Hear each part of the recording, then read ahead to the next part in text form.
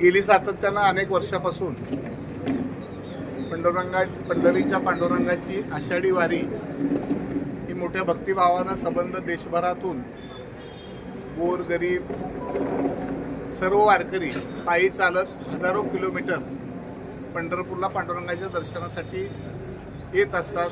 अनेक दिंड्या ह्या सुद्धा ह्या आपल्या सांगोला तालुक्यातून जातात. तर सध्या मुख्यमंत्री आरोग्य सहाय्यता एक कक्ष राज्याचे मुख्यमंत्र्यांनी या ठिकाणी चालू केलेला आहे. त्याच्या माध्यमातून आणि कैलासवासी आमदार काकासाहेब साळुंखे पाटीलच्या ट्रस्टच्या माध्यमातून या वर्षीपासून मोठी सेवा वारकऱ्यांसाठी रुजू करायचं आम्ही ठरवलेलं आहे. आणि या ठिकाणी 2-3 दिवस जेवढी गर्दी आहे वारकऱ्यांची येणारी ती त्या दिवशी त्यांची सेवा आम्ही या ठिकाणी चरण सेवा आरोग्य सेवा ह्या सेवा रुजू करायचं ठरवलेलं आहे. आणि त्या निमित्तानं या परिसरातल्या सगळ्या कार्यकर्त्यांची एक मोठी प्रमाणावर बैठक घेतली आणि 4-5 गावच्या सगळ्या सहकार्याने जे काय फराळाचं साहित्य असेल ते प्रत्येक गावाने एक दिवस घ्यायचं ठरवलेलं आहे. चरणसेवा करायला, वारकऱ्यांच्या पायाची मसाज मॉलिश करायला 2-3 कॉलेजच्या विद्यार्थी आम्हाला या ठिकाणी मदत करणार आहेत.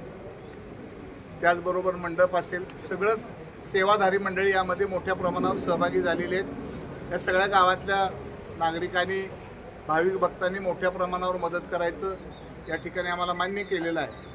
आणि ट्रस्टच्या माध्यमातूनही आम्ही ही सेवा या ठिकाणी रुजू करणार आहे. तर याची एक बैठक या ठिकाणी पार पडली आणि हे मोठा संकल्प या ठिकाणी आम्ही राबवायचा ठरवलेला आहे.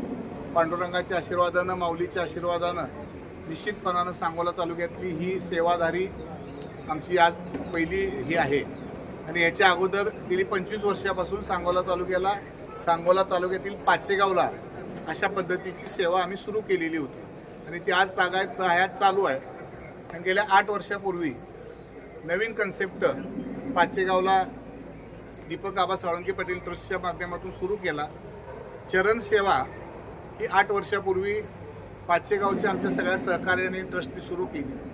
तर चरण सेवा म्हणजे आलेल्या वारकऱ्यांना शेकडो किलोमीटर चालत येऊन त्यांचे पाय सुजलेले असतात, पायाला कोड येतात, तर त्यांच्या पायाला मसाज करणे, मॉलिश करणे, त्याच्या पायाला शेक देणे.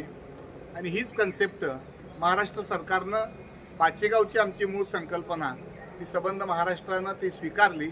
आणि आज राज्याचे आपले कर्तव्यदक्ष मुख्यमंत्री यांनी मुख्यमंत्री सहाय्यता कक्षमधून त्याच्या अगोदरचे मुख्यमंत्री आदरणीय शिंदेसाहेब असतील, आदरणीय सुनेत्रा वहिनी असतील,